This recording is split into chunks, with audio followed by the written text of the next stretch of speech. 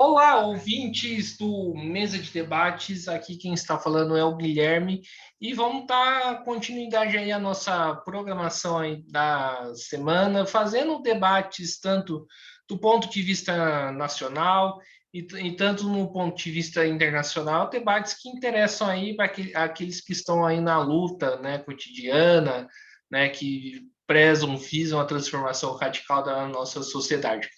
E o meu convidado aqui é o Anderson Prado, ele que vai, né, apresentar aí o seu livro que fala a respeito aí da Ucrânia, né, que ele acabou de lançar, e, né, e também discutir um pouco aí esse conflito, né, que já está durando já acho mais de um mês a respeito aí da Rússia contra a Rússia e a Ucrânia. Então, Anderson, tudo bem? Antes da gente começar, por favor, se apresente. Olá, Guilherme, boa tarde, os colegas, né, boa tarde aos amigos, acadêmicos ou não, né, público em geral aí, o teu canal bastante repercutido. Agradeço de uma forma muito sincera o seu convite, Guilherme.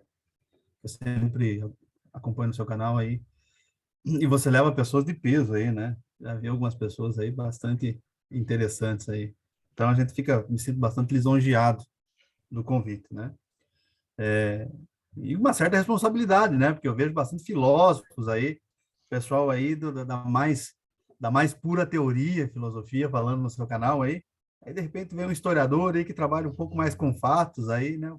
Vamos tentar fazer uma fala legal para não cair o nível aí do teu canal, Louco. para não diminuir o nível do canal aí, né? Então, Guilherme, eu sou o professor Anderson Prado, sou pesquisador do programa de pós-doutorado UFPR, desenvolvo meu pós-doc lá. E tenho como tema de pesquisa aí um conflito, né, e conflitos posteriores, é claro, aí no leste europeu, né? Durante o meu doutorado, que eu fiz lá entre 2013 e 2017, como historiador, é claro, né, não como filósofo, né, eu trabalhei, na realidade, o genocídio, né?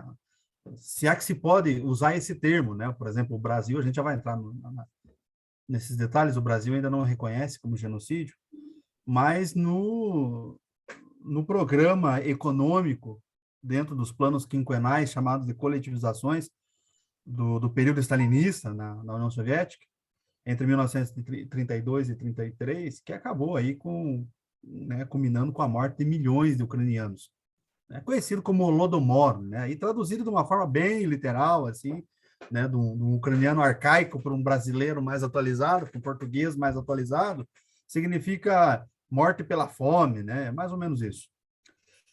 E eu cheguei nesse tema buscando compreender, na realidade eu não fui atrás desse tema, eu não buscava compreender aí as relações econômicas da União Soviética na época, tentando compreender a Revolução Russa, né? E pós-Revolução Russa, né? Aí a dita burocratização do sistema stalinista, né? E como a economia da União Soviética, né?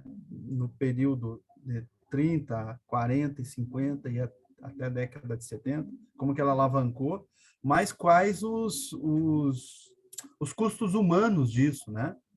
E aí me deparei com esse evento que, para nós historiadores, não é algo muito comum, Guilherme, né? Você, por exemplo, pega em livros didáticos, você não vê falar sobre o Holodomor, né? Sobre esse genocídio ucraniano. Muito difícil. E como historiador, eu pensei, pô, como é que eu não passei por isso, né? Como é que eu não vi isso e tal? Aí resolvi trabalhar esse tema no doutorado, né? Aí para complicar um pouquinho mais ainda, porque a gente quando entra no doutorado, a gente não fica satisfeito em só se ferrar, né? A gente tem que se ferrar bastante. Aí fui buscar, como você sabe muito bem, né? Você trabalha com bastante convidados que mais ou menos partem dessa linha. Você sabe que o governo stalinista ele foi especialista em simular a realidade, né? E essas notícias veladas, aí já responde a questionamento que eu fiz de por que isso não aparece ainda em livro didático. Não aparecia no mundo todo, né? Isso aí veio à tona só depois com as ditas denúncias, os discursos denúncias do Khrushchev, né? E o Stalin aí conseguia aí fazer um simulacro de realidade. E aí eu fui buscar notícias que vazaram de lá, né, na década de 30, e chegaram a um jornal aqui numa pequena cidade do Paraná, chamado Prudentópolis. E por que veio para essa cidade? Porque fora da Ucrânia, a maior comunidade ucraniana é nessa cidade aqui no sul do Paraná. E essa cidade tinha um jornal, ainda tem um jornal, chamado Pratia, que significa trabalho. E esse jornal foi fundado em 1912, ele está até hoje, um jornal que é em duas línguas, mas até 1990, 91, ele era só em ucraniano. Então, você veja bem como eu compliquei a minha vida. Eu fui buscar notícias que vinham codificadas e em ucraniano, sem falar ucraniano, sem entender nada de ucraniano. Aí fui buscar traduções, e aí saiu a tese, né? Uma tese aí que era o Holodomor, 1932 e 33, e as repercussões desse jornal. Aí disso, da minha tese, gerou um livro, né, que se chama Holodomor, 1932, Repercussões no Jornal Brasileiro Pratia, no Jornal Ucraniano Brasileiro Pratia. Então é mais ou menos isso, a história da minha trajetória até chegar a isso, né? Daí depois a gente se desenvolveu aí estudando um pouco, inclusive, da contemporaneidade aí do leste europeu. Certo. Ô Anderson, a respeito da sua tese, vem aí uma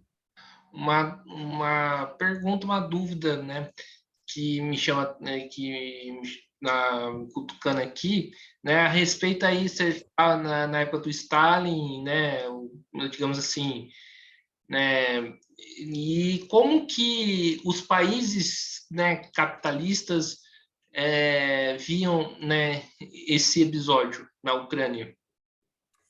Então, Guilherme, o esquema é o seguinte, isso é bem interessante, inclusive. Como eu falei para você, a, a, a, a União Soviética, no período stalinista, né, no período Stalin, ela tinha aí uma habilidade bastante interessante em simular a realidade. O que eu digo em simular a realidade?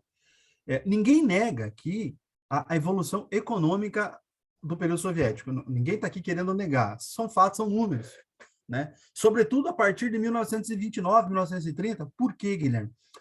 Porque vamos lembrar que em 29 tem a quebra da Bolsa de Nova York, o capitalismo sofre um golpe terrível.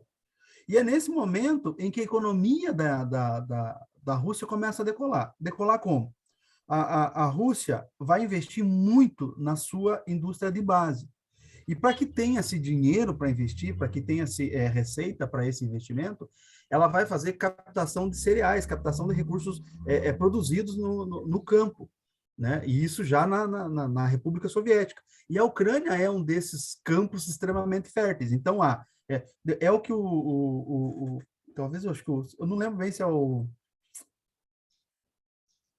eu não sei se é o Robério que fala sobre a crise das tesouras, que ele tem um negócio bem interessante, que ele vai dizer que exporta-se muito, entra-se muito dinheiro dessa exportação de grãos e é investido na indústria de base.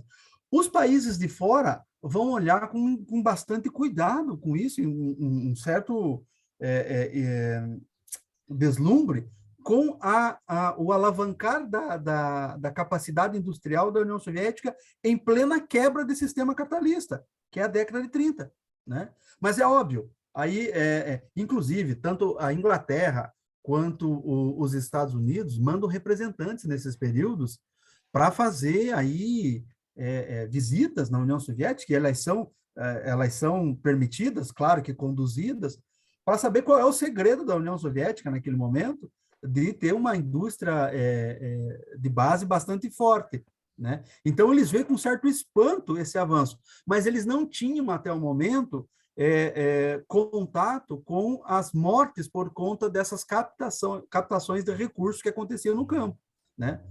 Há um episódio, inclusive, por exemplo, que existe uma denúncia em 32 de que se existem muitas mortes pela fome dentro do Estado soviético, e um representante francês vem até a União Soviética com o aval da própria União Soviética para visitar aquilo que eles chamavam de kolkhozes, né, que eram as fazendas coletivas, kolkhozes e sovkhozes. E vão preparar algumas fazendas ali, bem a lá Stalin, né, deixar ali umas fazendas bonitas e tudo funcionando, para simular uma realidade ali que não existia. E para que se escondesse, por exemplo, o cheiro de carnificina de algumas cidades em volta da Ucrânia, por conta da mortalidade muito alta, espalhava-se flores na cidade, né? Então, vocês veja que é todo um sistema de ludibriar, né? Esse diplomata francês que vem em 32 por conta das denúncias. Então, como eu disse para você, a ideia desse genocídio, né, da composição disso, ela vem muito depois, Guilherme. Então, os países, eles viam com certo, né, com certo assombro, não o genocídio, porque se eles não sabiam, eles viam era o avanço da indústria soviética naquele momento. Certo. Anderson, eu acho que seria, né, bastante importante, né, tocar nesse assunto, né? Por que a União Soviética stalinista, né, tinha um interesse da Ucrânia? Quais eram os interesses econômicos? Assim, acho que a gente precisa deixar isso bem claro. Então, aí você tocou num assunto bem interessante, bem delicado, e quase que já respondeu isso, né? Por quê? O que acontece? Se você pegar alguns trabalhos acadêmicos, vai surgir aí uma questão, vão levantar a possibilidade de uma questão étnica, né? Em que aí os russos sempre tiveram essa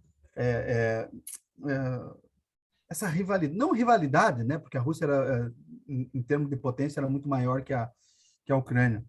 Mas essa ideia meio de eliminação do povo russo, isso não procede, porque se você vê, por exemplo, as mesmas coletivizações que mataram muitos ucranianos foi feito na própria Rússia também. Então, isso, o teor étnico, isso cai fora, né? Se você analisar que o Stalin fez a mesma coisa com russos também, né? E fez com ucranianos, então a ideia de que era um problema étnico entre russos e ucranianos, não, isso cai por terra. Mas a questão isso era um plano econômico, Guilherme. Entende? Era um plano econômico que fracassou terrivelmente do ponto de vista humanitário. O Stalin vai propor na década de 30 para tentar recuperar, vamos lembrar que o Lenin, antes de ter o AVC, antes de morrer, o Lenin vai implementar aquilo que ele chama de NEP, as novas políticas econômicas, que por muitos revolucionários da época foi tido como contra-revolucionário. Né? Aí nós temos, se a gente pegar, por exemplo, a história da guerra civil da Revolução Russa, né? Você vai ver que isso vai destruir a economia russa em certo momento. Para levantar essa economia russa, essa economia da Rússia e da União Soviética pós-guerra civil, o ainda chefe de Estado, que era o Lenin vai fazer a NEP, que ele vai, de certa forma, meio que liberalizar aí a indústria e vai trazer a circulação e a possibilidade de uma propriedade privada novamente, mesmo que ela seja regulada. E isso não vai ser, dentro do próprio comitê comunista, vai ser visto certo com maus olhos, como uma certa, né, aí, contra-revolução do Lenin. Bom, assim que o Stalin assume, depois da morte do Lenin, ele vai fazer algo radical para tentar dizer, não, vamos deixar a NEP para trás, a NEP não funcionou, e vamos estabelecer agora os planos quinquenais. E dentro desses planos quinquenais, é aquilo que eu falei, era a ideia de alavancar a indústria de base. Para fazer isso, ele ia buscar aquilo que naquele momento ele tinha de mais objetivo e rápido para angariar fundos, que era a exportação de cereais, a exportação de grãos, por exemplo. E a Ucrânia, aquela região dos Montes Urais, Guilherme, é uma região muito fértil e produzia-se muito. Já havia as coletivizações lá, já havia uma requisição tributária que gerava em torno de mais ou menos 25% a 30% de toda a produção de grãos deles, que já era bastante. O que o Stalin vai fazer? Para ele ter essa captação de cereal para poder exportar e ter receita, ele vai, olha bem, ele vai elevar essa captação, essa tributação de 30% para 85%. Ou seja, ele vai captar 85%, quase 90% de toda a produção daquela região da Ucrânia. Por quê? Porque era muito fértil. É uma relação econômica, sabe? O pessoal fala-se muito de relação étnica ou relação ideológica. Isso não bate muito, porque se você vai ver, existe um partido comunista muito forte dentro da Ucrânia mesmo. Né? E foi por isso que consegue se fazer essa captação, porque o Stalin, por exemplo, tinha aí a representação dele lá dentro da própria Ucrânia. Então, uma relação econômica. Do meu ponto de vista, foi uma relação econômica extremamente fracassada, porque qualquer plano econômico que mata 4, 5 milhões de pessoas é um plano econômico fracassado, né? E, o Anderson, e naquele momento, você pesquisou quais eram as posições a respeito da Ucrânia né, dentro do movimento comunista internacional? Se tinha alguma divergência ou não? Assim, o Partido Comunista que se estabeleceu, bom, né, vamos lembrar, o próprio Trotsky vinha de lá, né? O Partido Comunista, naquele momento, né, a partir do momento que o Stalin assume, nós sabemos que existem várias divergências dentro dos comitês aí, né? Dentro da Ucrânia existia, sim, movimentos comunistas e Partido Comunista também, que a partir do momento em que o Stalin assume, né, isso vai estremecer um pouco a ideia dessa militância socialista e comunista dentro da própria Ucrânia, né? Era um partido que apoiou demais a Revolução Russa, sobretudo, mas que ela entra, cara, em colapso um pouco com as atrocidades acontecidas dentro da Ucrânia, né? Os próprios militantes do Partido Comunista naquele momento, porque assim, o que eu quero dizer com isso, Guilherme? Essa captação de recursos é feita lá, ela é feita de forma muito violenta. Ninguém entrega tudo que tem de uma hora para outra. Você veja que é um período curto, é 1 ano e meio dessa captação. Então, ninguém entrega tudo que tem e morre de fome pela causa, né? Então, isso foi feito de uma maneira muito abrupta e muito violenta. Há relatos assim como em São Petersburgo, há relatos de execuções espetáculo dentro da Ucrânia. Isso faz com que o próprio Partido Comunista rache lá dentro, né? Então, eu sempre acho interessante, né? O Churchill tem uma frase, né? Olha, eu estou aqui no canal marxista e vou citar o Churchill. Olha só que medo isso. O Churchill tem uma frase bem interessante que ele fala assim que a segunda pior coisa do mundo foi o Lenin ter nascido, né? É compreensível ele falar isso. Mas ele diz que a primeira pior coisa do mundo foi o Lenin ter morrido, né? Porque ele sabia o que iria acontecer com a Rússia por conta do avanço, né, da ascensão do Stalin aí. Certo. Ô, Anderson, vamos sair um pouquinho da história e falar um pouco aí da atualidade, né? Eu vejo muitos setores aí da própria esquerda, né, batendo no botão aí de que né, a ação da Rússia tem como objetivo acabar com os nazistas na Ucrânia. Eu queria que você comentasse um pouco sobre essa afirmação. Vamos lá. Primeiro de tudo, existe focos neonazistas dentro da Ucrânia? Sim, existe, como existe no Brasil também, né?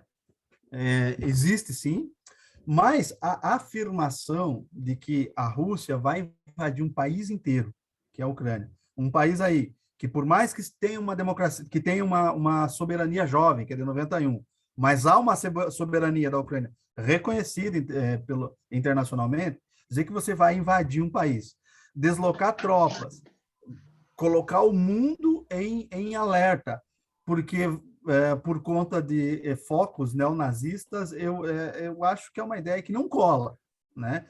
É óbvio, e por que existe focos neonazistas e focos nazistas? Por exemplo, o Grupo Azov, né? O pessoal fala, eu vi uma entrevista da CNN esses dias dizendo assim, a Azov tem possíveis nazistas lá. Não, não é possíveis, né? A Azov da Ucrânia é a reencarnação da SS, né? Não é possível, existe. Tem, ponto. Nós sabemos disso. E a história é mais longa, né? Esses dias o meu grande camarada, meu colega, o Jean Menezes, ele falou tem uma frase interessante, ele diz a história é muito mais longa. Ele tem razão. Por quê? Porque quando há a invasão nazista na Ucrânia, muitos ucranianos daquela região leste ali vão embarcar na ideia nazista, inclusive vão embora com os nazistas. Eles são capturados, mas muitos, e fazem parte, inclusive, da resistência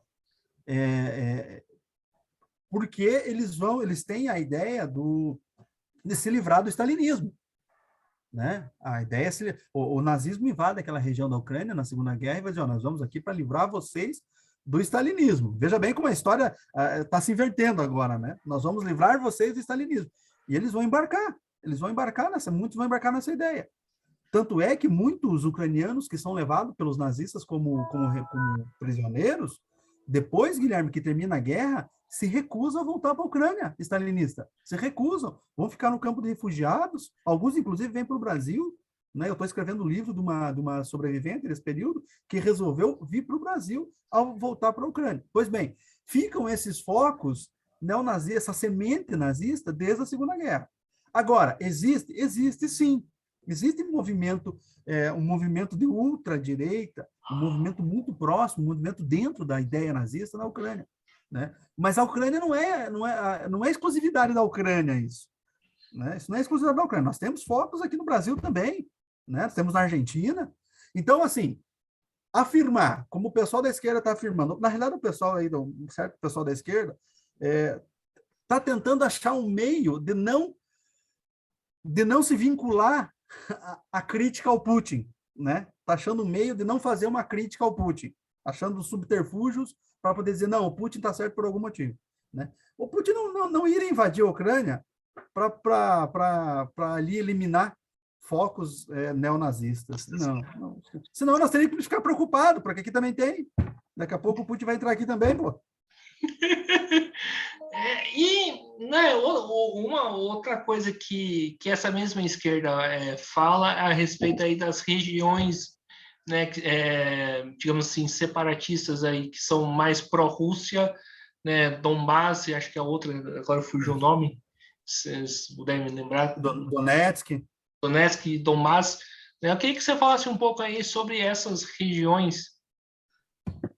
Assim, eu dei uma sacada um tempo atrás, antes da Rússia invadir, eu dizia, se duvidar, daqui a alguns anos a Ucrânia se separa. Porque existe, sim, esse termo separatista muito forte, mais do que o Sul é meu país aqui. Né? Você veja que eu sempre faço relações com o Brasil para a gente não achar que essas bobagens é exclusividade deles, tá? Mas existia, sim, esse movimento separatista, porque é uma região, Guilherme, muito russificada lá. Né? Existem investimentos financeiros, econômicos nessa região leste que vem da Rússia. Né? É uma região que tem muito russo.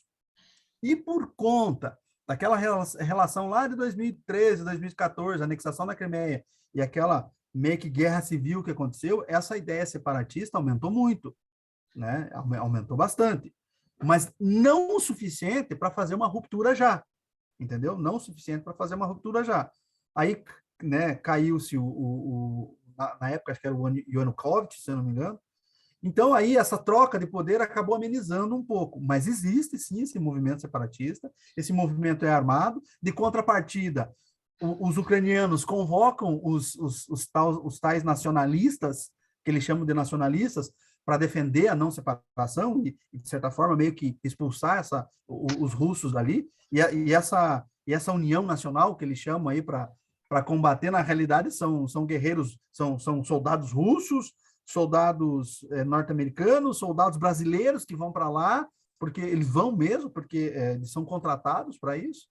Então, sim, existe uma ideia separatista na Ucrânia, assim. O leste europeu, região do Donbass, Donetsk, enfim, aquela região mais no leste, que é bem russificada, né? E a região do Ocidente ali tenta se separar um pouco disso, né? Se vai acontecer essa separação, agora eu não sei mais, né? Agora a guerra vai mudar a geografia disso aí. Agora nós vamos esperar aí o fim do conflito para ver como que vai. Mas me parece que uma das exigências do Putin é essa separação, né? Ali o reconhecimento da independência dessa região do leste.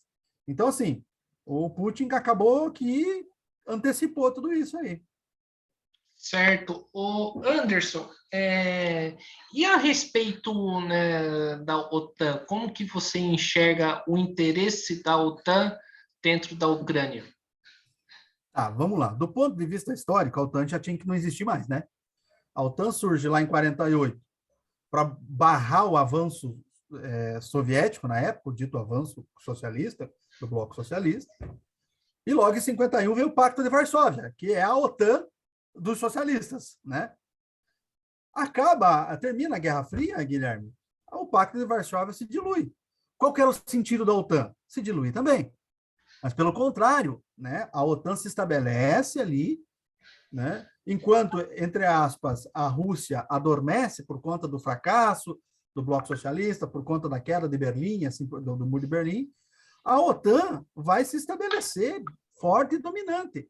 E o grande problema, quando nós falamos OTAN, né, é uma maneira mais politizada de chamar e de se falar o imperialismo norte-americano, né? A gente fala da OTAN, mas na realidade nós estamos falando dos Estados Unidos. O interesse dos Estados Unidos, ora alinhado com a Alemanha, ora alinhado com o Reino Unido, né? E veja bem que nós até aí, né, 5, 6, 10 anos atrás, nós não falávamos muito em OTAN, né? Mas o que acontece? Com essa pujante economia da Rússia novamente, a Rússia buscando novamente o protagonismo dentro da Europa, a OTAN aí precisa agir, né? Então, o que acontece, né? Eu vejo a OTAN como um botão de emergência dos Estados Unidos cada vez que a Rússia tenta o protagonismo dentro da Europa, né? Porque Guilherme, vamos pensar, quem que é o grande chefe forte da Europa hoje, se não é o Putin, né? A Angela Merkel se aposentou, né? O Macron está tentando entrar na onda aí né? Mas estava esquecido novamente, né? Tava tomando chacota do Bolsonaro esses dias, né? O Reino Unido, poxa, o Boris Johnson não consegue dar conta dos problemas de corrupção interna dentro do Reino Unido lá. Quem que estava dominando a Europa? Era o Putin, de forma econômica, né, de forma política. Bom, a OTAN aí vai ter que mexer alguma coisa. Então, eu vejo a OTAN, né, como um dispositivo norte-americano de emergência cada vez que a sua hegemonia é ameaçada, né? Agora, quando a Rússia busca o protagonismo, busca e alcança o protagonismo dentro da Europa, tendo como respaldo uma aproximação muito forte com a China, né? O que acontece? A OTAN é o botão de alerta do norte-americano. O que eles vão fazer? Aí vão acionar aí os países ingressantes da OTAN e, de certa... Porque o que eles fazem? O que a OTAN fez? A OTAN ameaçou trazer a Ucrânia para si. Mas interessante, Guilherme, você veja como que a OTAN cara. Né? A minha crítica à OTAN é muito forte. Porque a OTAN chama os ucranianos para fazer parte dela, mas não deixa eles fazer parte. O Zelensky falou, a OTAN nos diz que está com a porta aberta, mas não nos deixa entrar. Porque não é um processo imediato.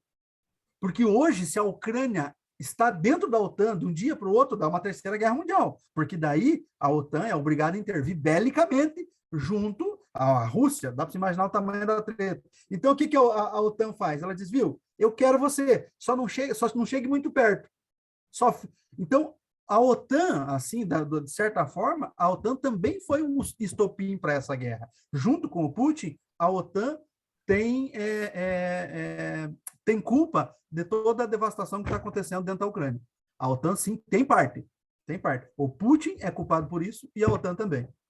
Ô Anderson, você falou aí, né, se a Ucrânia entra de vez aí na OTAN, aí teremos aí uma terceira guerra mundial, né? Eu já vi gente, né, falando sobre isso e eu particularmente acho que é meio complicado. Você acredita nessa possibilidade ou você acha que no atual momento não é possível ou não dá para prever? Assim, historiador falar do futuro, rapaz, é pedir para apanhar, né? Porque eu sempre brinco que o historiador é profeta do passado, né? A gente comenta jogo reprisado, que já aconteceu. Mas, assim, do ponto de vista do direito internacional, hoje, se a OTAN permite o ingresso e oficializa o ingresso da Ucrânia, ela tem por obrigação, porque ela não pode quebrar o regimento, ela tem por obrigação é, é, tem por obrigação intervir nessa ação militar. Intervir não é mandar armas, não, é uma intervenção de ajuda mútua bélica. A primeira coisa que tem que fazer é brecar espaço terrestre, brecar espaço aéreo. O que é brecar o espaço aéreo da Rússia, da Ucrânia? É não deixar um avião da Rússia voar, passar por lá. Cara, e como que não deixa? Derruba.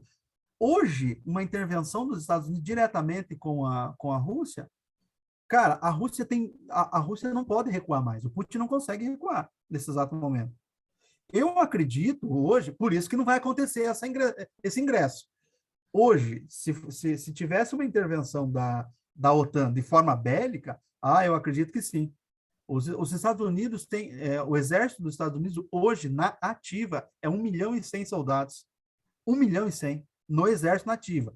Fora as milícias, né? Fora aí os exércitos paramilitares. É muito grande. Guilherme, ninguém paga um exército desse, ninguém mantém um poderio bélico desse para depois se submeter às ordens da OTAN. É um risco grande. Por isso que não vai acontecer. Por isso que a Ucrânia não vai entrar para a OTAN. Certo. E muito se discute aí o caráter, né, do governo Zelensky, né, que eu queria que você comentasse o que é o governo Zelensky, né? Alguns falam que o governo Zelensky é um governo nazista, outros, né, não. Eu queria que você falasse sobre isso.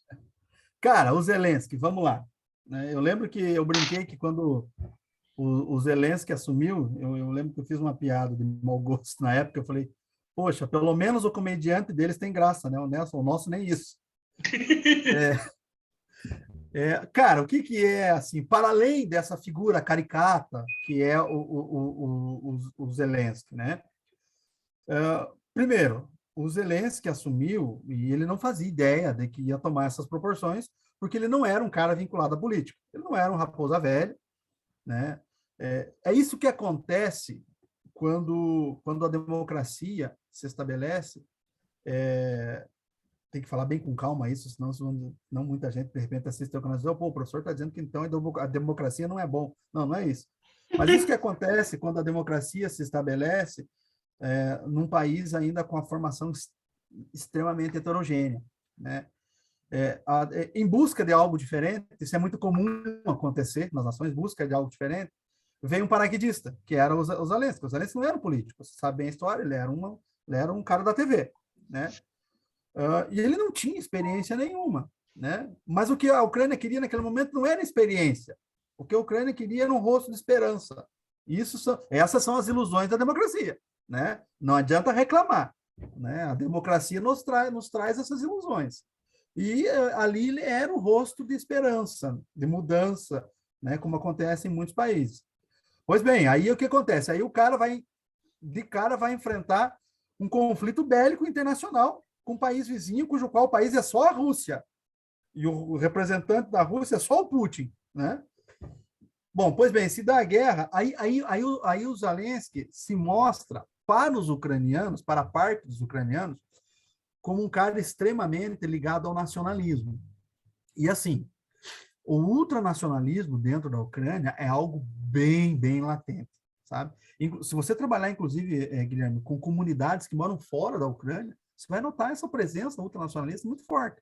E você sabe que a presença ultranacionalista, isso aí beira, né, aí as ideias de ultradireita e assim por diante, né? Então, sim, o Zelensky tem a cara da ultradireita, apesar de, né, não ter aí uma história de uma pessoa de ultradireita, de ultraconservador. Ele não tem histórico de ultraconservador, porque ele não tem histórico, na realidade. Ele não tem nem histórico nenhum, porque ele não era da política. Mas o que acontece? Ele assume e obviamente, para ele poder trazer aí a população, a população, porque, cara, quando você entra numa guerra, você tem que ter duas coisas, você tem que ter o exército e apoio popular, né? E o Zelensky quase que consegue os dois, porque, Guilherme, o exército da Ucrânia é o terceiro maior da Europa, ele só é menor que o da própria Rússia e o da França. De 2014 para cá, tanto o anterior presidente quanto o próprio Zelensky, eles vão investir muito nas Forças Armadas. Eles vão investir muito. O exército aumenta demais na Ucrânia. Então, o exército, claro que ele não tinha um exército para fazer fronte à Ucrânia, mas sim tinha um exército para vender caro isso, entendeu? Ele não tinha um exército para ganhar, mas tinha um exército para resistir por mais um tempo. Está aí que está mostrando-se, de certa forma, uma resistência. E ele precisava do apoio da população. Bom, o apoio da população em período de guerra só vem de forma de patriotismo, de nacionalismo, e ele vai saber trabalhar isso. E o Zelensky foi muito esperto em determinado momento em saber trabalhar com as redes sociais, Guilherme. O Zelensky aí virou uma cara que estava aparecendo no mundo todo. Não sei se você viu, ele estava no Grammy esses dias, né? Cara, no Grammy, no Oscar da música. Não sei o que ele foi buscar lá, alguém para cantar, de certo, na guerra, não sei. Mas, enfim, mas ele sim, ele tem ele desenvolveu, ele não tinha, ele desenvolveu, né, durante seu governo, esse lado aí bem direito, assim. Não consigo falar nazista, não consigo, não posso. Né? Como historiador e como cientista, não posso falar isso. Mas ele desenvolveu, sim, um ultranacionalismo exacerbado aí, né? Inclusive essa exposição dele, essa ultra exposição dele, que ele mesmo faz na internet de uma maneira muito esperta, quase que é um culto à personalidade, né? Sim, e para ajudar o ouvinte a entender, dá para fazer um paralelo, né, com o Zelensky e com o Bolsonaro, ou você acha que não? O Zelensky era engraçado, o Bolsonaro nunca foi. Cara, em alguns aspectos, sim. Porque hoje não existe uma ideologia em nenhum país muito bem formada. Hoje as ideologias, né? Você trabalha com muitos filósofos que vão aí, você sabe disso, elas são bastante heterogêneas, né, Guilherme? Você não consegue dizer um cara que tem todas as características de um liberal, né? Ou todas as características de um neoliberal, né? Hoje o mundo globalizado lhe traz aí, né, uma heterogeneidade, inclusive ideológica, né? Em alguns aspectos, nós conseguimos, sim. Bom, primeiro, a ascensão dele no poder. A ascensão dele no poder, ele se dá, né, por uma ideia de mudança, por um, entre aspas, cansaço da população e um desgaste do governo anterior. Então, isso se dá. Outra semelhança, eles vêm pela democracia. Aí vamos usar o Ciro Gomes, né? A democracia é uma delícia, mas cobra um preço caro, né? Então, assim, os dois sobem, né, ao poder, ascendem ao poder de forma democrática, né? Mas o Zelensky lá, antes do período de guerra aí, desse último período de guerra, me parece que ele não vai tentar aí fazer um poder meio que autoritário, meio autocrata, que é o que o Bolsonaro tenta fazer aqui, né? O Bolsonaro tenta ser autoritário aqui, ele só não consegue, né? Ele só não consegue, mas ele tenta. Né? A gente vê aí que as tomadas de decisões dele são tomadas com muita vontade de ser um autocrata. Ele tem vontade, ele tem pra caramba disso. Ele não consegue ser, né? Porque aí existem, né? Aí forças do dito campo democrático que pressionam ele. Aí temos o Congresso, temos o STF, por mais que ele faça ataques a isso, né?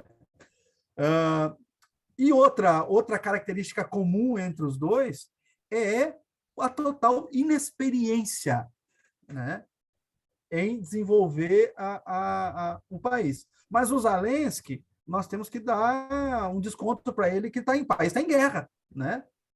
Nós aqui não estamos, né? Nós não estamos, né? Nós estamos passando fome por conta da má gestão, da má administração. Lá o pessoal está passando fome, está fugindo do país por conta da guerra. Mas alguns paralelos dá para fazer, Guilherme. Mas não dá para dizer, são pessoas assim que têm ideologias definidas, né? Não dá para fazer isso. Mas dá para traçar um paralelo, sim. E já que nós citamos, né, o Bolsonaro, eu queria te perguntar como que você avalia a posição do Brasil, né, e principalmente do governo federal, em relação a esse confronto. Vamos lá, cara. Eu respondo demais essa pergunta assim e cada vez que eu respondo essa pergunta, depois eu entro no carro e penso, cara, será que os caras me entenderam? Né? Mas claro, no nosso canal aqui a vibe é outra. Cara, assim, se você me perguntar do ponto de vista político barra econômico, Eu vou dizer que o Bolsonaro... Olha só, cara, que absurdo que eu vou falar aqui. Eu vou dizer, eu não vou nem usar o nome dele, eu vou dizer chefe de Estado, né? Que o chefe de Estado não está tão errado. Eu já vou te explicar. Assim, cara, obviamente que o mundo sabe das atrocidades que o Putin está fazendo. Nós sabemos, né? Nós aí conversando com outros amigos filósofos, nos grupos, a gente diz, ó, nós temos a nossa posição crítica à OTAN e a nossa posição crítica ao Putin. Ponto, né? Mas assim, ele como chefe de Estado, pensando em duas coisas, Guilherme, duas coisas. Ele faz um cálculo. Ele mantendo a neutralidade, que ele chama de neutralidade, né? Mantendo a neutralidade, ele pega aí a antipatia, né? Ele vai pegar aí briga com parte eleitoral que é do sul do país aqui, são os imigrantes ucranianos, né? Boa parte desses descendentes ucranianos aí tá puto com o cara, né? Porque ele se mantém e tal. Mas essa galera aí vai girar em torno de 200 mil pessoas, assim, mais ou menos. Ou seja, né? Vamos lembrar que estamos em ano eleitoral.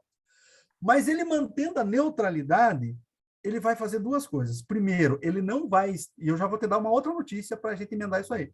Ele não vai estremecer as relações com a Rússia, e nós temos relações comerciais com a Rússia bastante interessantes, Guilherme. Sobretudo, relações comerciais de defensivos agrícolas que são ligados ao agro. E aí nós chegamos a um ponto importante. O agronegócio no Brasil é extremamente importante para o Bolsonaro. É a base do Bolsonaro. Não só pensando em votos, mas pensando em financiamento de campanha, financiamento. Ou seja, se ele pensar politicamente e politiqueiramente,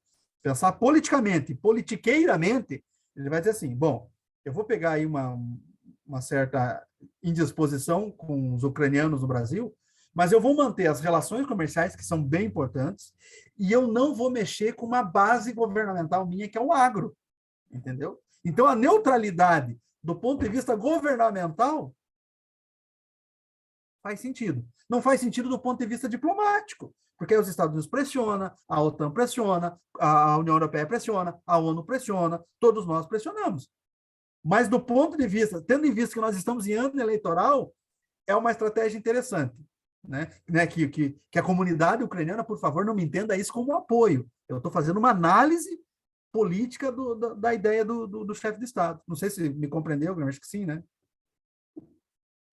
Sim. O Anderson, muitos, né, inclusive com uma colocação em cima disso, muitos falam aí do possível isolamento internacional do Bolsonaro. Você acha que isso também é um elemento para se refletir, né, essa neutralidade? Assim, né, o que eu penso? O Bolsonaro não quer ganhar o mundo, o Bolsonaro quer ganhar a eleição, entendeu? E esse isolamento internacional que nós chamamos, né, qual é o impacto que vai ter nessa batalha campal que vai ser em outubro? Você sabe disso, né, Guilherme? Vai ser um negócio, né, absurdo. Vai cair internet, vai chover, vai acontecer um monte de coisa. Vai ser uma batalha campal, né, essas novas eleições aí, né? Talvez, possivelmente, vai ser as eleições mais documentadas da história do Brasil, né? Mas, assim, o Bolsonaro, o chefe de Estado, eu não gosto de ficar repetindo o nome desse cara aqui, mas, enfim, o chefe de Estado do Brasil não quer ganhar o mundo. Ele não quer discursar para o mundo, ele quer ganhar as eleições. Então, ele tem que discursar para a sua base eleitoral. Então, por isso que eu acho que essa posição dele, nós vamos ver, eu acho que é uma posição que defende, de certa forma, o seu posicionamento como candidato à reeleição. Eu acho que ele está pensando na eleição. Né? Ele não está pensando em relações internacionais agora, não, Guilherme. Não faz sentido. Né? Aí há 4 meses, né? Acho que 4 meses, né? De uma reeleição aí, que se ele perde, bota abaixo todo esse trabalho que ele fez aí dentro do partido dele, né? Claro, dentro do governo dele, não trabalho para o Brasil. Nós sabemos que ele não fez, né? E, inclusive, né, cara, vamos pensar que teve um presidente aí que saiu do poder e foi preso. Você acha que isso não assombra a cabeça desse cara também? Cara, esse cara tá cheio de perrengue aí. Filho dele cheio de... A hora que esse cara cair do poder, Guilherme, tá entendendo? Então, por isso que o cara tem que se defender. Então, eu acho que, assim, essa ideia do isolamento internacional do Brasil vai ficar para o ano que vem resolver isso, entendeu? Sim, Anderson. E, Anderson, eu vejo, né, principalmente, né, alguns setores da esquerda, ainda bem que não são todos, né, que parece que está enxergando essa questão como se fosse um jogo de futebol, como se você tivesse, né, torcendo para um ou torcendo para outro. Qual que seria, na sua opinião, uma resposta mais adequada, né, para o conflito? Seria, por exemplo, o fim da guerra? Ali na questão Ucrânia e É, Rússia, eu acho que já deveria ter, o Zelensky já deveria ter recuado, né? O Zelensky já deveria porque assim, por quanto tempo mais ele vai resistir? Porque qual que é a grande questão? Qual que é a grande questão? Querendo ou não querendo, o Zelensky acaba se tornando um fantoche aí dos Estados Unidos, né? Porque os Estados Unidos atingiu, de certa forma, já seu objetivo, que é novamente fazer o mundo ter ódio do representante da Rússia, né? Todo mundo está com ódio do Putin. Os Estados Unidos conseguiu isso novamente. Porque o Putin, inclusive, tinha uma simpatia muito grande do internacional, né? Como um homem forte, né? Como um homem de mão de ferro e com a economia pujante da Rússia. Então, o que os Estados Unidos, através dos Zelensky, através dessa guerra, conseguiu novamente fazer o mundo ter ódio de um representante russo. Ponto. Ele alcançou esse objetivo. Todo mundo hoje tem ódio do Putin, né? Pô, ainda mais quando aparecem aquelas imagens, né, aterrorizantes do conflito e tal. Mas, enfim, o que acontece? E por que para a OTAN é interessante que esse conflito, a OTAN não está tão esforçada, apesar do discurso e da retórica, não está tão esforçado no fim do conflito? Cara, os Estados Unidos é especialista em fazer guerra no quintal dos outros, né? A única guerra que teve nos Estados Unidos foi a guerra de independência. O resto, cara, os Estados Unidos só bagunçou o quintal dos outros. Ele adora chamar todo mundo para briga, mas é no quintal dos outros, entendeu? Depois, sim, depois, inclusive, ele vai emprestar dinheiro para o país se reconstruir. Os Estados Unidos ganham dinheiro na guerra indo e voltando, entendeu? Tanto na ida quanto na volta. Os Estados Unidos têm frete de retorno na guerra. Os Estados Unidos vivem disso, né? De uma maneira ou de outra. Só que agora ele está com um empenho grande que é a Rússia, né? Ele também não quer ir, porque inclusive existem relações comerciais, não vamos nem falar bem, comerciais muito fortes da Rússia com os países da Europa, a Alemanha, o próprio Reino Unido, né? Então, mas o que acontece? Aí os Estados Unidos mantêm o Zelensky sempre nos trends aí, né? Da internet, sempre. Mas o Zelensky já tinha que ter, por exemplo, uma irresponsabilidade do Zelensky, chamar aí o pessoal para a guerra, chamar o civil para. Cara, isso é de uma tremenda, de uma irresponsabilidade, né? Isso aí deve ter matado muita gente. Isso ninguém, não estou vendo gente criticar isso, né? Pelo menos não pessoas aí, né, influentes criticando isso. Então, assim, o melhor para isso seria o fim do conflito. E para que haja o fim do conflito, só existe uma maneira: o Zelensky aí assinar alguns acordos, né? E um acordo é assim, sempre os dois lados perdem um pouco. Claro que a Ucrânia vai perder muito mais. certo, o Anderson. E você acredita aí na possibilidade da derrubada do Zelensky? Tudo depende da direção que vai tomar o conflito, entendeu? Tudo depende da direção que vai tomar o conflito. Porque vamos lá, vamos imaginar que haja um acordo, né? Vamos aí fazer, né, hipoteticamente, vamos imaginar que haja um acordo. O Putin não vai poder tirar suas tropas de lá de forma imediata, porque é uma reconstrução, senão vai ficar ali. Vamos imaginar que essas regiões ali do leste sejam se transformadas em regiões autônomas, né? Cara, mas vamos lembrar também que tem uma. Os Estados Unidos, né, a própria OTAN, mandou bastante arma para lá. Cara, a Rússia vai deixar esses focos comunistas, todo mundo armado agora lá? Tem tudo isso também, cara. Tem muita arma lá dentro da Ucrânia. Cara, e a Rússia tira novamente todo esse pessoal, pô, vai deixar esses focos neonazistas aí agora armados até os dentes? Então, a Rússia não vai retirar totalmente as suas tropas, né? Isso vai ser um processo.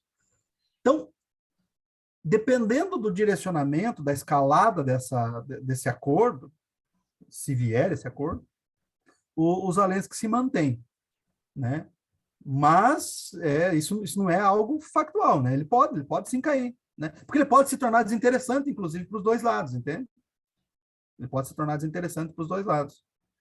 Agora, Anderson, voltando aí um pouco ao seu livro, a gente acabou, né, focando Boa!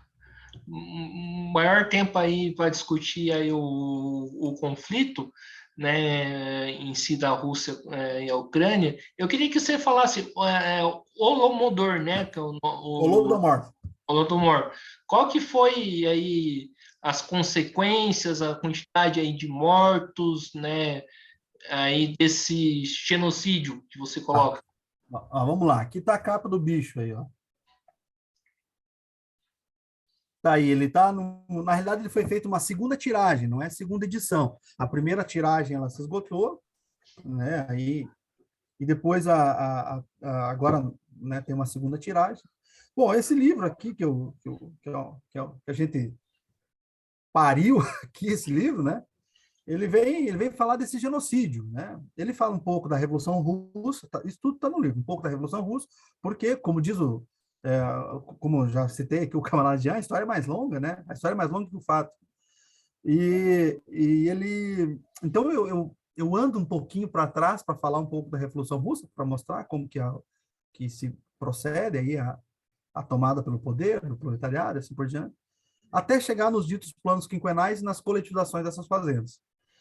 Bom, com tudo aquilo que eu falei, do plano de coletivização, da captação de recursos de forma compulsória, isso vai acarretar, Guilherme, na morte de 4 a 6 milhões. Sabe que historiador é complicado com números, né? Mas de 4 a 6 milhões de mortos dentro da Ucrânia, cara, dentro da região da Ucrânia. Isso é muita gente, né? Isso é uma consequência, cara, atemporal e indescritível. Porque você não mata, além de você matar 4 milhões de pessoas, você tá praticamente matando uma geração seguinte, né?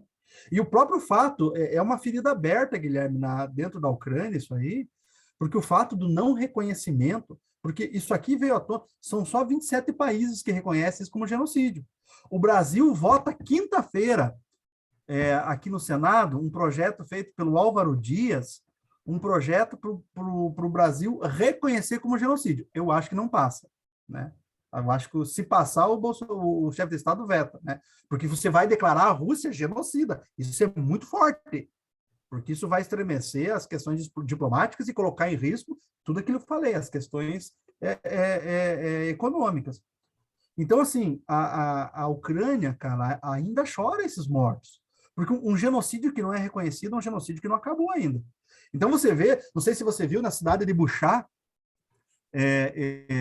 acho que ontem, né, milhares de civis, centenas de civis mortos pela rua, umas cenas assim bem bem fortes, né? E o Zelensky chama de genocídio, né? Então assim, se você pensar de uma maneira muito ampassando, de uma maneira bem olhando por cima, cara, a Rússia quase que engatou um genocídio no outro aí, porque não se reconhece, muitos países ainda não reconheceram esse genocídio, né? Então, essa ferida dentro da Ucrânia, assim, é bem forte, cara. Não é algo que possa se jogar para baixo do tapete da história mal contada. Mas assim, são 4 a 6 milhões de pessoas que morreram morreram de fome ou morreram executadas por esconder mantimento, ao invés de entregar para o confisco e tal. Como eu falei, teve execuções por conta disso. Foi criada até uma lei chamada Lei das Cinco Espigas, que se você escondesse espigas além do necessário, cada ano de espiga, cada espiga era um ano de cadeia nos gulags, né? E se você passasse de 5 espigas, era pena de morte dentro lá. Então, cara, é um negócio forte mesmo, né? Então não é à toa que os próprios comunistas da época lá começassem a romper aí com o stalinismo na época. Bom, isso é algo que né, aí nós marxistas aí combatemos muito, né, essa versão stalinista daquilo que eles acham que era o comunismo. Ô Anderson, Eu acho que nessa conversa, eu estava refletindo aqui no começo da nossa entrevista, acho que é impossível a gente não sair, fugir do debate Trotsky-Stalin e revolução num só país e revolução permanente. Primeiramente, tipo, será que em vez, né, dessa ofensiva stalinista na Ucrânia, a revolução permanente seria uma resposta mais adequada aí para os problemas e as contradições da União Soviética? Vamos lá, mais uma vez, você me complica a vida, né? Pedindo para eu fazer uma, uma elaboração no futuro aí, mas vamos lá, né? Depois chega um cara que diz que está tudo errado, eu viro meme, não tem problema. Não tem problema, né? O que acontece, Guilherme? Não tem como você não enxergar essa contradição, né? As pessoas que estudam a filosofia marxista, né, estudam de maneira científica e filosófica, né? Não estou falando de militância aqui, não quero entrar no campo da militância. Nem sei se sou a pessoa mais certa para falar da filosofia trotskista, né? Você sabe muito bem que ao meu redor tem pessoas muito mais importantes para falar disso, né? E podemos, né? O próprio Carlos, o próprio Jadir, o próprio Jair, muita gente pode falar muito melhor do que eu. Mas enfim, existe sim essa contradição e não tem como você não tomar partido para isso, né? O que acontece? O próprio Lenin, nas cartas endereçadas a Krupskaya, ele já dizia, ele já sinalizava o fracasso da revolução por conta da não adesão dos outros países, né? O Lenin sim tinha um sonho da internacional, né? Vamos pensar o Marx. O Marx foi aquele que trouxe uma visão propositiva de uma revolução, né? Outras pessoas também viram as contradições do capitalismo. Outras pessoas também viram, né, aquilo que o capitalismo era capaz de produzir no ser humano, de mal, né? Mas foi o Marx que trouxe uma proposição, uma proposta. E essa proposta foi levada a cabo até certo ponto, né? Ele foi levado a cabo pelo Lenin na Revolução de 1917, na Revolução Russa. Ok? Beleza. Mas vamos lembrar que, se você pegar o Manifesto Comunista, fica muito claro que, se você pegar o livro do Hobsbawm, por exemplo, que é um historiador, né, que ele dá alguns dados da Rússia nesse período da Primeira Guerra e tal, o Marx, ele propunha uma revolução, não era na Rússia, Guilherme, não era na Rússia. A Rússia era um país semi-feudal. Se você analisar, até 1861, a Rússia tinha servos. A servidão foi abolida na Rússia em 1861. Então, ou seja, era um país extremamente atrasado, ainda não, né, não industrializado. O Marx pensava na Alemanha. O grande sonho, né, a grande proposição era para a Alemanha. Bom, as vicissitudes do momento levaram para que acontecesse na Rússia. Beleza, é o que temos, né? A Alemanha não adere e se faz através, né, aí o período socialista, que é um período violento, inclusive, né, para essa transição até chegar no Estado comunal, que não se consegue. Mas ali, já meio cansado ali da própria Guerra Civil, e quando o Lenin faz a anexação das repúblicas soviéticas, o Lenin, nas cartas a Krupskaya, ele vai dizer que ele já mais ou menos ele vislumbra esse fracasso por conta da não internacionalização. Bom, aí o que acontece? Bom, aí tem os intempéries da vida. O Lenin acaba tendo um AVC, depois mais um AVC e acaba morrendo. E nessas cartas que eu falei, o Lenin deixa claro que o Stalin não podia assumir. Não podia, não era um homem para assumir. Mas é óbvio que o Stalin já tinha engendrado tudo. Aí o Stalin assume. Aí o que o Stalin vai fazer? O Stalin vai endeusar o Lenin, né? Vai fazer um mausoléu, vai fazer um enterro, espetáculo. Para quê? O Stalin transforma o Lenin num deus para poder dizer que ele é o representante desse deus agora. Né? Ele vai criar o leninismo para dizer, eu sou o representante agora. E aí ele vai, bom, de que maneira se manter no poder? Já tinha um fracasso da internacionalização. Né? Nesse momento, a própria Revolução via já o fracasso da internacionalização. Mas o Lenin não quer perder a boiada e vai aí fazer a tal da Revolução de um só país. E assim, se você pensar economicamente, ele consegue. Não se nega o avanço econômico e industrial da União Soviética, Guilherme. Não dá para negar isso, né? Veja aí a Guerra Fria, né? A União Soviética a par e passo aí nas tecnologias com os Estados Unidos. Mas o custo humano foi terrível. E não só o custo humano, o custo ideológico, né? Foi um custo ideológico muito grande. Estourou o marxismo. Estourou. Bom, possivelmente os stalinistas que vão ver sua live agora vão acabar comigo. Mas, enfim, mas ele vai estourar o marxismo. Hoje, qualquer pessoa que fala de comunismo, você é xingado por conta disso, né? A história conta isso, né? A história conta. E há quem negue, por exemplo, algumas pessoas negam, o próprio Holodomor, dizendo que não, as pessoas morriam porque pessoas morriam de fome, morriam da neve e assim por diante. Mas os números são muito elevados, né? Sim, agora para a gente finalizar a nossa discussão, né, a gente falou bastante do Stalin, mas qual que, né, era a posição do Lenin em relação à Ucrânia? A Ucrânia, tem uma frase do Lenin que ele dizia: não sobreviveremos sem o pão da Ucrânia. O Lenin já dizia isso no discurso.